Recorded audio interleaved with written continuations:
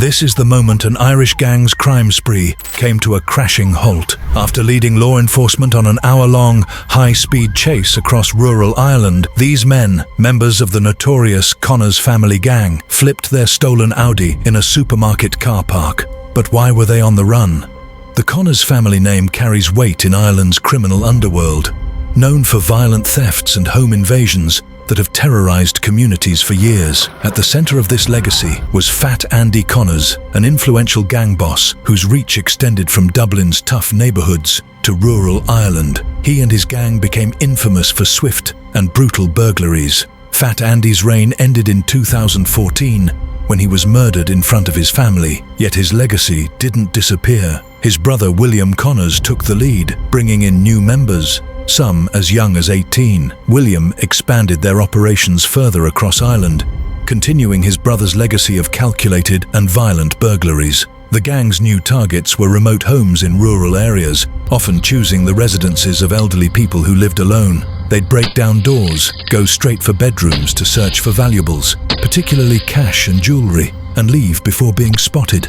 In one high-profile case, the gang stole €250,000 worth of jewelry from an antiques dealer. The gang's methods for identifying potential victims were sophisticated. They placed tracking devices on the cars of affluent individuals, monitoring their movements to find their homes and establish their routines. In one scheme, they tracked the owners of Asian restaurants, timing their break-ins when the owners weren't home, knowing these individuals might keep cash at home. For law enforcement, stopping the Connors gang was nearly impossible, as new members regularly replaced those who were caught or jailed. In April 2022, one of the most intense Garda chases in recent history happened. William Connors and his crew had selected a rural home in County Meath as their target, a secluded residence belonging to a 70-year-old woman who lived alone. Around 6 p.m., they arrived at her home, fully prepared for a burglary. They smashed in her back door, heading directly for the bedroom, the most likely place to find valuables. Fortunately, the woman wasn't home at the time of the break-in. However, the gang didn't go unnoticed.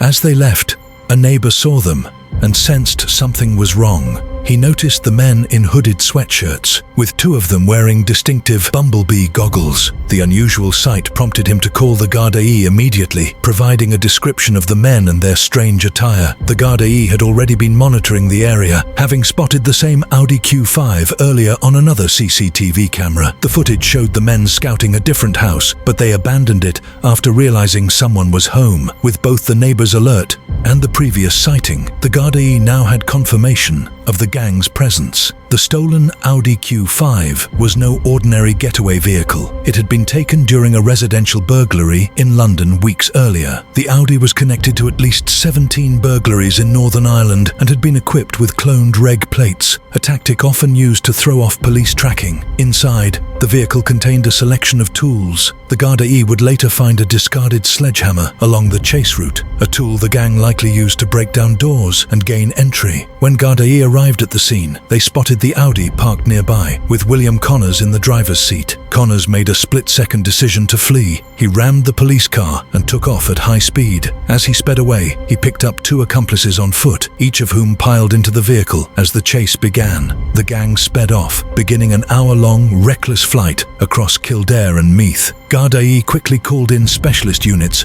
and deployed a helicopter to track the Audi from above. Connors pushed the Audi to speeds of up to 160 kilometers per hour, weaving through narrow rural roads and twisting lanes. One driver, forced into a ditch, later told Gardaí that the masked men in the Audi seemed completely out of control. As Connors tore through back roads, the Audi narrowly avoided hitting cyclists and pedestrians. As the chase neared the Naas Ring Road, Connors' driving became even more erratic. The Garda helicopter recorded him cutting off vehicles and speeding along curved ramps, veering dangerously close to other cars. Traveling at extreme speeds, he misjudged a roundabout known locally as the Bundle of Sticks. Unable to handle the tight curve at such velocity, he struck the curb of the roundabout. The car flipped multiple times before crashing through a hedge and finally coming to a halt in a supermarket car park. Miraculously, none of the men inside the vehicle were killed. They emerged bloodied, dazed, and visibly shaken, with one gang member suffering a broken arm.